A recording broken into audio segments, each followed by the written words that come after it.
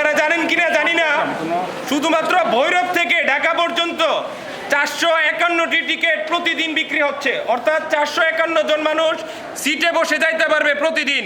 আপনারা জানেন না, প্রতিদিন এই সমস্ত টিকিট তারা কালোবাজারি করছে।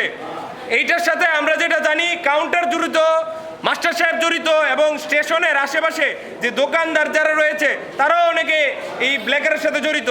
সবার কথা বলছি না, কিন্তু অনেক দোকানদার আছে, আমরা জানি অনেক দোকানদার আছে আপনারা যারা জানেন এই ব্ল্যাকের সাথে জড়িত।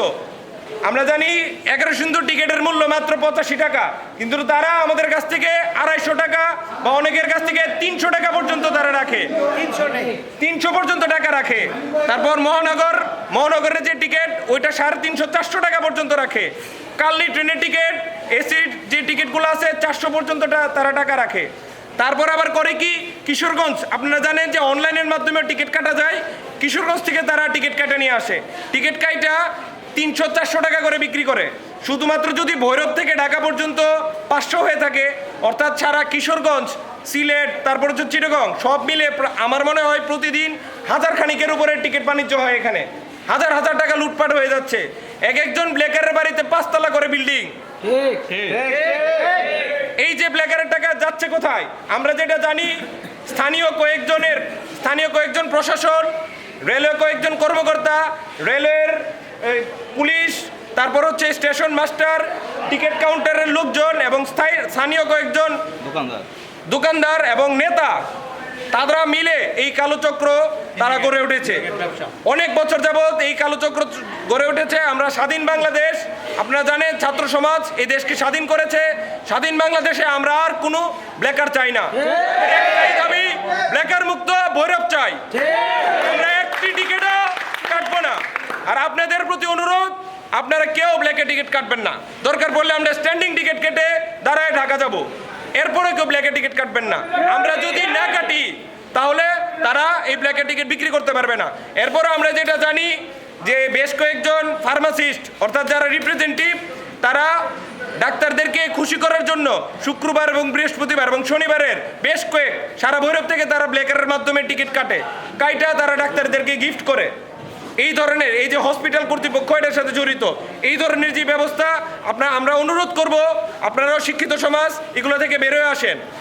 আমরা টিকিট কালোবাজারির কয়েকজন নাম বলছি, এখন প্রকাশ্যে নাম বলছি, কোনো ভয় নাই এখানে।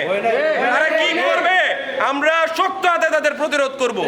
টিকিট কালোবাজারির 1 নাম্বার স্টেশনের আপনার কাউন্টারে ঠিক অপোজিটে এই যে সূর্য ফাস্টফুড, এখানের যে মতি, সে হচ্ছে আসল কালোবাজারি, সে এখনো দোকানে অবস্থান করছে। আমি বলে যাই, মতি ভাই, আর যেন কোনোদিন এই কালোবাজারের টিকিট বিক্রি করতে না দেখি। যদি কালোবাজারের টিকিট আপনি বিক্রি করেন, আজকের মতো এখানে সাবধান করে দিয়ে যাচ্ছি, এরপরে আপনার দোকান ভাঙচুর হবে, আপনার দোকান বন্ধ করে দিবে। আপনি কার পাওয়ারে এখানে চলেন, কার পাওয়ারে এইসব ব্ল্যাকের টিকিট বিক্রি করেন, এটা আমরা দেখে নেব।